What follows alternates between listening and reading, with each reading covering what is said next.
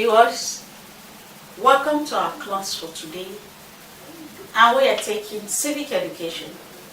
We are still on our series of citizenship under national value. We took part 2 of a citizenship class where we discuss who a citizen is and how you can become a citizen of a country. Today in our class, we're going to base our discussion in 2 main areas. What is dual citizen, or what is dual citizenship? Then the second point is, state the reason for loss of citizenship. What can make an individual lose his citizenship rights? First, what is the word dual? Dual means 2. So when we put citizenship to it, it means somebody who belongs to, who have 2 citizenship. It implies that dual citizenship means an individual who has the citizenship of 2 nations. For example, somebody who is a citizen of Nigeria and is a citizen of the United States, that's dual citizen. Or you are a citizen of Australia and you are equally a citizen of Nigeria. That's dual citizenship. So it has to do with belonging or having the legal right or being a citizen of 2 countries. That's dual citizenship. And having dual citizenship means that you will have the benefits of being a citizen of both countries. You can vote and be voted for. You own allegiance to both nations. You can run for political offices for both nations because you will legally approve as a citizen of both nations. Though it has its own bad side because you have to have total allegiance to both nations. So, what is citizenship? Dual citizenship. Dual citizenship means that the person is a citizen of 2 countries at the same time. That's a word. At the same time, you have the citizenship right of 2 countries. Then, having legal rights and obligation in connection with the 2 countries. You have legal rights, you have obligation, your allegiance to the states, both nations, and then both nations have given you their citizenship rights. That's just what dual citizenship means. So anytime you hear the word dual, remember it's 2, and when you see citizenship, it's belonging to 2 nations. The process of an individual belonging to 2 nations at the same time, not at different times. You belong to 2 nations at the same times, and you owe them obligation, you owe them allegiance, you have your legal rights, you can vote and be voted for, you can run for political offices in there, you can apply for military service for both nations, and everything that a citizen enjoys within these 2 countries, within the borders of these 2 countries, you enjoy it. That's just dual citizenship. So let's see the next point. State reasons for loss of citizenship. How can you lose your citizenship rights? Reasons that can make an individual lose his citizenship rights. What are some of the reasons? We've seen who a citizen is. We have seen what dual citizenship means.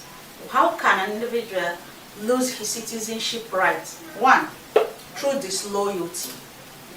If you're not loyal to your country, you don't want to owe allegiance to the state, you don't want to operate around the borders of law that the country have stipulated.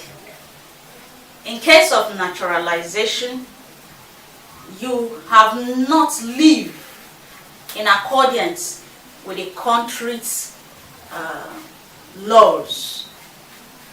That means you are disloyal. You are not keeping to the law of the land. You don't want to live within the borders of the law. And you don't want to keep your allegiance to the states. That way, your citizenship rights can be taken away from you. Supporting another country. If you become a traitor, you betray your nation. In military service, maybe you are supposed to take up military service, and even when you are in military service, you still go ahead and leak some important, crucial information about your country to another country, an enemy nation. You are in support of another nation against your own nation.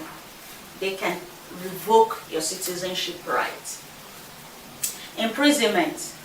Remember in our class the other day, we discussed means in which an individual can become a citizen. And we talk about through naturalization or through registration.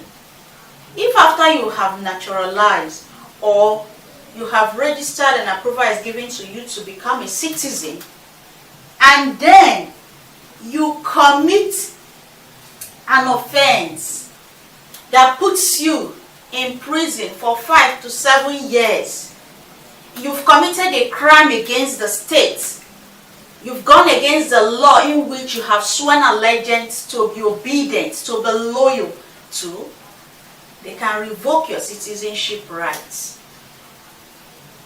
Treason. Treasonable offense are offense that an individual commits when he tries to overtake a ruling government or wants to plan a coup or forcefully wants to take governance. You can call that treason. So when an individual tries to overthrow an elected government forcefully, the person has committed treason and the citizenship rights can be revoked. False declaration. For those who naturalize, those who register, you swear to an oath of allegiance. And so if your declaration becomes forced against the nation, or you were not truthful to your declaration, your rights can be revoked. False declaration, an individual rights can be revoked. Then renouncement. This is when you said, I'm tired of this country, I'm no longer a citizen of this country. Please, I denounce, I'm not a member of this country anymore. So you write to the embassy, there are procedures for that legally, and then you renounce your citizenship right that I am a member, a citizen of this country, but right now I renounce being a citizen of this country. These are reasons for an individual's rights to citizenship can be revoked.